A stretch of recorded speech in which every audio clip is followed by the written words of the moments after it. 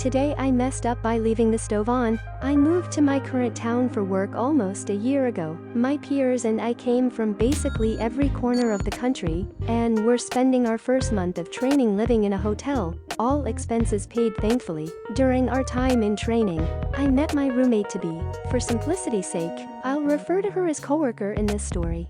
Coworker was struggling to find an apartment due to her poor credit history. My credit was okay for the time being, but I knew I was on borrowed time, since the new job wasn't exactly paying better than my food service management job did. I proposed we find an apartment together to not only save money, but prevent ourselves from becoming homeless in an unfamiliar state. It was a struggle, but we eventually found a decent apartment we could afford to split. Coworker was able to get her stuff shipped to the apartment from across the country. I only took what I could fit in my hatchback, opting to buy whatever I needed here. We paid our bills on time and did our chores almost religiously. As far as I was aware, coworker and I were on pretty good terms. We generally kept to ourselves outside of the occasional small talk, but we've maintained a good rapport.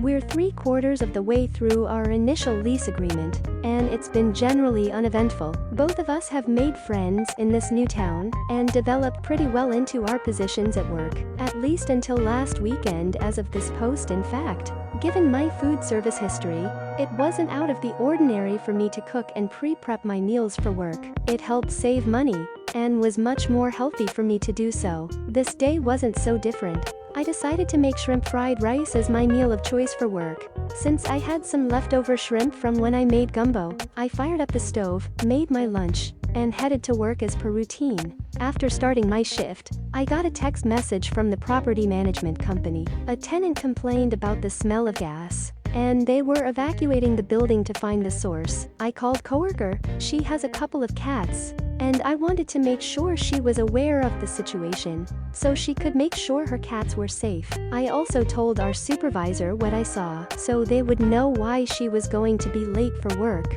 After a short time, I texted coworker asking her if everything was alright over there. After a long 10 minutes, I get a response from coworker. "I am going to fucking kill you." Dread washed over me. I asked, "What did I do?" No response. An email notification popped up on my phone. That same tenant who complained about the gas leak really has a heating issue in the building. I thought, oh, I guess she's annoyed she had to go back home for nothing, right? Hey, op. Coworker just called. "You left the stove on." Our supervisor told me nothing was damaged. Coworker is on her way here now. My heart sank hearing this. Never in my life had I forgotten to turn the stove off. Hell, I've always been the stickler of food safety up to this point. I felt ashamed and embarrassed for letting this happen. Then a thought occurred to me. Coworker told supervisor, but not me. She wasn't just annoyed, she was beyond livid, and rightfully so. Reality of this mistake began to catch up to me. It wasn't just embarrassing, it was dangerous. It was definitely a mistake, but one that put coworker and the neighbors at risk. I knew I fucked up big. I was grateful that no one got hurt and nothing was damaged, but I couldn't help but think, what if someone got hurt? I knew I needed to, at the very least, apologize. Not by text, but in person, face to face. Sadly, I haven't been able to apologize to her. Since then, she started staying at a friend's house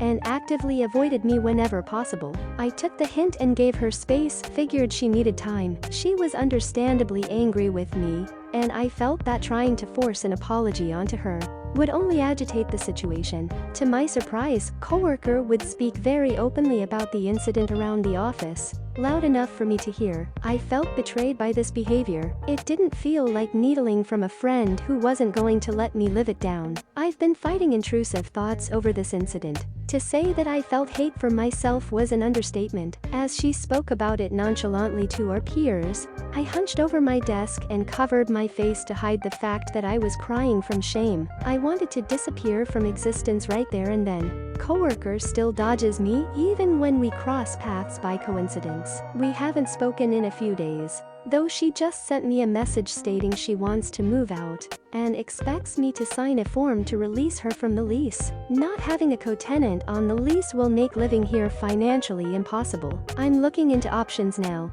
but I don't know what to do. Part of me feels I deserve this, but another part, along with those I've confided in, says that coworker is overreacting, but this isn't a post on Ida, so I'll leave it at that.